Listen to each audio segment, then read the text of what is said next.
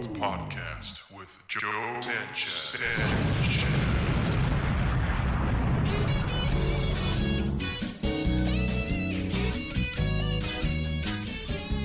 Hey, what's going on, gang? Welcome to the Typical Thoughts podcast. I am your host, Joe Sanchez, and we're going to talk about stuff that we all think about, but we do not like to share with others. Now, we're going to keep it clean so that everybody can enjoy it, so stay tuned and enjoy the show.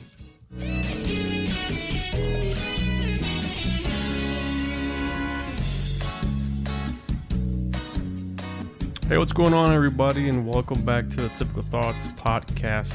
Again, I am your host, Joe Sanchez, and today I think we're going to have a very interesting subject. Now, for the last couple of podcasts, my mom, she's been with me here, but she's not with me today. But typically, she sits right there in front of me, and we start talking about different things, and we start sometimes arguing. That's okay. I still love her, and I know she loves me.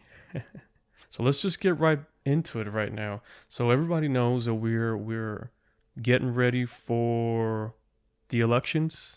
They're about 76 days away, and we have Donald Trump, we have Hillary Clinton, the Democrats, the Republicans, and all these type of things in between. And a lot of us, we think, I know what I want for this country, and a lot of us think I know what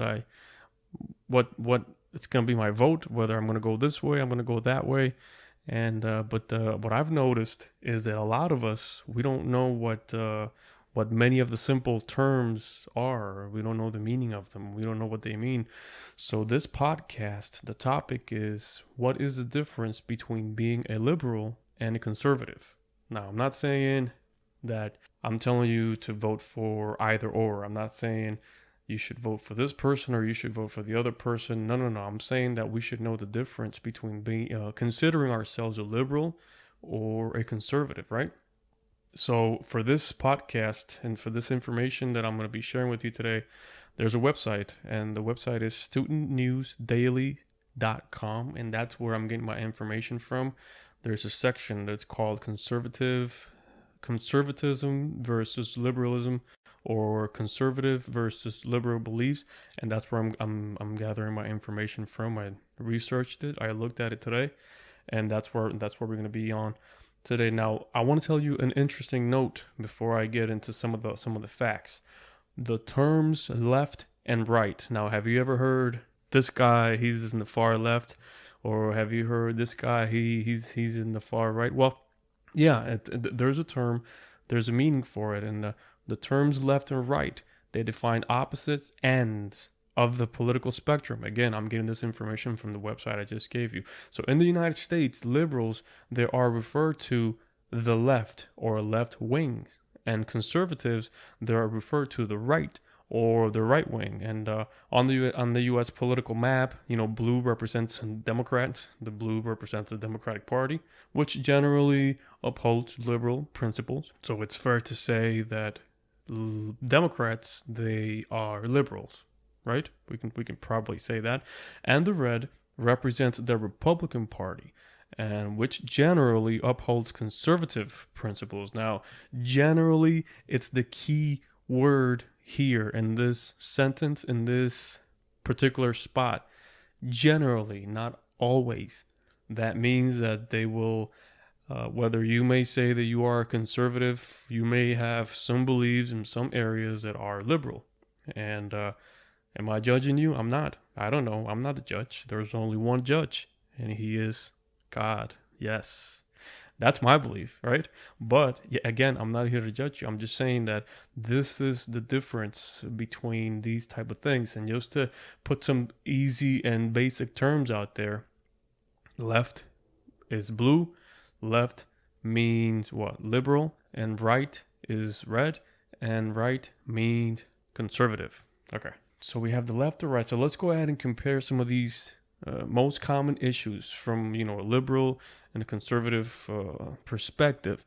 I mean, now I am aware that you may not agree on each issue that I'm looking at here right now, whether you're on the left and the right, but the fact that we may have the information, it's going to give us some basic understandings of what liberalism is and what conservatism is. I mean, it's something that we're supposed to know, right? If we're supposed to be free, we have this freedom that we carry on with us, and so we should know what that entails, and we should know what that has, right? And just because your parents were liberal, or just because your parents were conservative, doesn't mean that you think the same way. You know, you may have a lot of the same values, but then you may differ on some other issues. So, yeah, let's get right into that. So, you know, though I'm not taking sides. I mean, I do have an opinion, which I'm not going to give right now. I do think that I know who I'm going to vote for, which I'm not going to share with right now. This is just information for all of you that are listening right now, and all of you that would like to have more of that info, just to have it available. So let me just go back here to that. So I have a list here. First of all, let's find out what liberals are. So liberals, and this is according to the Student News or studentnewsdaily.com website. I agree with a lot of the things they say here, but it is not my information. I'm not trying to steal their info. I am copying it. I am reading it from the website. A lot of it verbatim. All right. So liberals believe in government action to achieve equal opportunity and equality for all. It is a duty of the government, according to liberals, it is a duty of the government to alleviate social ill and protect civil liberties and individuals and human rights. They believe the role of the government should be guaranteed that no one is in need. Liberal policies generally emphasize the need for the government to solve problems. To be a liberal means that, according to this, means that we rely more on the government. We would like to have the government solve a lot of our problems, and whenever we are in need, we seek for the government, right? According to this. You guys can read it, and if I'm wrong, you can tell me, you can correct me. That's okay. I'm not going to get mad. I'm not going to take it personal. It's politics. Politics is just, it's crazy. All right, so conservatives. Conservatives, they believe in personal responsibility. They believe in limited government. They believe in free markets. They believe in individual liberty. They believe in traditional American values and a strong national defense. They believe the role of the government should be to provide people the freedom necessary to pursue their own goals. Conservative policies generally emphasize empowerment of the individual to solve problems. Okay, so a conservative person, probably according to this, is a person that thinks, well, I don't need to rely on the government. Just as long as the government does their part, I'll do my part. You know, I'll get up early to work, I'll pay my taxes, I'll do this, I'll do that. I don't need for the government to solve all my problems. Versus liberalism, which says right here that are the people that believe, you know, generally that the government should help more. Let's go to some of the issues right now. There's a big list. We're probably not going to get into all of them in this episode. If I need to, I'll do another episode about it. But there's a bunch of issues. Let's go to the first one, and they have it here in alphabetical order. The first issue they have is abortion. Now I'm gonna read the issue, which is abortion. I'm gonna read what the liberals think about it, and then I'm gonna read what the conservatives think about it. That sounds about fair. That sounds about right. Okay. So abortion. The liberals. Okay. Liberals think that a woman has the right to decide what happens with her body. A fetus is not a human life, so it does not have a separate individual rights. The government should provide taxpayer-funded abortions for women who cannot afford them. The decision to have an abortion is a personal choice of a woman regarding her own body, and the government must protect this right. Remember, this is what liberals think. Women have the right to affordable, safe, legal abortions, including partial birth abortions. Yikes. Okay, this is the liberal mindset as far as abortion. Conservatives, they think human lives begin at conception. Abortion is a murder of a human being. An unborn baby, as a living human being, has separate rights from those of the mother. Oppose taxpayer-funded abortions. They oppose taxpayer-funded abortions. Taxpayer dollars should not be used for the government to provide abortions. Support legislation to prohibit partial birth abortions, called the Partial Birth Abortion ban. So liberals think that the baby living inside of a woman, the unborn baby or the fetus, has no rights, according to the information on this website. They believe that the baby has no rights. They believe not only that, but they believe that the government, according to this, should provide options for abortion and or pay for the abortion, given if the baby, provided that the mom does not have the funds to have a legal and safe abortion. So pretty much that's what the liberals think. The conservatives think completely the opposite. No, that's not a surprise. So they think that the baby living inside the moms, they do have some sort of rights separate from the moms, and they don't accept, or they don't like the fact that the government has to provide taxpayers money to afford the mom an abortion, let alone use the money from the people. And there's this legislation called partial birth abortion ban. That's what they think about abortion. Let's move on here to the next issue. Affirmative action. I'll be honest with you, I wasn't exactly sure what affirmative action meant before I read this, and I did a little bit of research.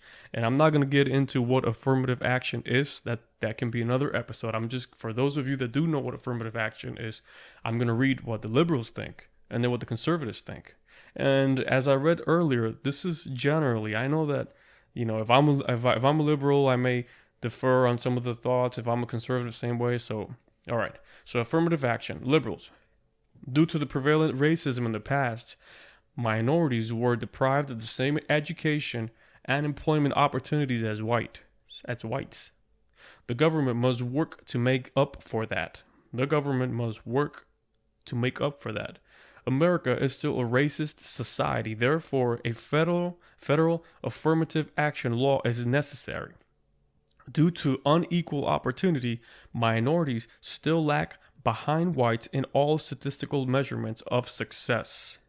Affirmative action. So it has to do a lot with racism. Racism in the workplace, racism education, racism, and that's what it says. Conservatives, this is what they think. They think individuals should be admitted to schools and hired for a job based on their abilities.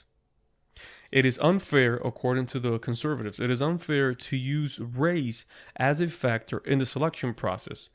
Reserve discrimination is not a solution for racism. Some individuals in society are racist, but American society as a whole is not.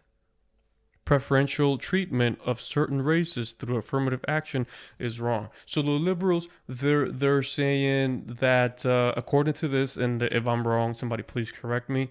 They're saying that if there's a job open and there's a minority and then there's a white, which is a majority, though the minority should get the job, just because in the past the minority had not the same privileges as the whites. Is that what it's saying as far as affirmative action for liberals? And then for conservatives, they're saying that if there's a job open, whatever the job is, and there's a minority and then there's a majority, which is a white, and then the minority can be a black person, can be a Hispanic person, a Native American person, can be a woman. A white woman is not the majority, from what I understand. The majority, when people say the majority in the United States, that's white males, not women. So again, somebody can correct me.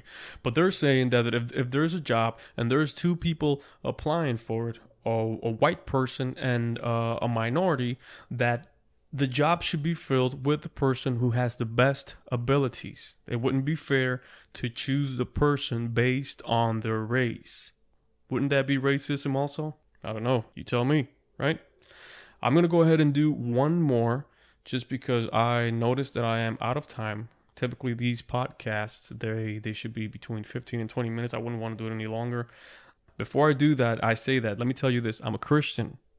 And my beliefs are that God is the only one that has the right to take a life. I don't know if that falls in liberalism or that falls in conservatism. I know what I think I am. I'm not going to say it again. Maybe you can tell me what you think. But the death penalty. Liberals think that the death penalty should be abolished. It is inhumane and it is cruel and unusual punishment. Imprisonment is the appropriate punishment for murder. Every execution risks killing an innocent person. All right, so without going into anything more, who pays for the people that are in the jails? Who's taking care of that expense? It's probably the taxpayers, right? Us? Okay. So the conservatives, the death penalty is a punishment that fits the crime of murder. It is neither cruel nor unusual. Executing a murderer is the appropriate punishment for taking an innocent life. Again, I already said that with this particular fact, I don't agree because I think that God gave us life. God is the only one that can take our lives, not even us. I mean, that seems to be a complicated issue, but that's what I have for today. I wouldn't want to go over of the time that I like to do for these podcasts. Thank you for listening. And what I'm going to do is I'll see if I can go ahead and probably do something like a follow-up for this podcast. Think about that and I'll do that. Meanwhile, thank you. And you have yourself a great and a blessed day, okay?